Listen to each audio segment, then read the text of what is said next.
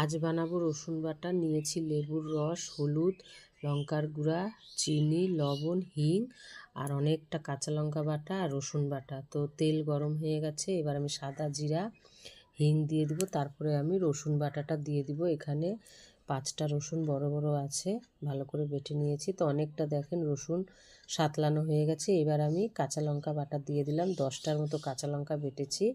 আর ওই প্লেট ধুয়ে জলটাও দিয়ে দিলাম। তো একটু নাড়াচাড়া করে নিয়ে আমি হলুদ, লবণ, একটু মিষ্টি আর লঙ্কার গুঁড়া দিয়ে দিলাম।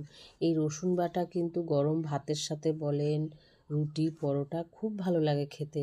মুখে যদি কারো স্বাদ না থাকে, এই রসুন বাটা দিয়ে আপনি খাবেন, খুবই ভালো লাগবে খেতে।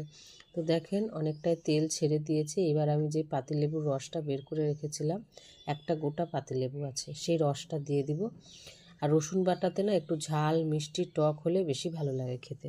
তো দেখেন এবার লেবুর রসটা দিয়ে খুব ভালো করে আমি নাড়াচাড়া করে নিয়ে, তেল ছেড়ে দিয়েছে, মানে এবার রসুন বাটা হয়ে গেছে, আমি নামিয়ে নিলাম। খুব ভালো লাগে।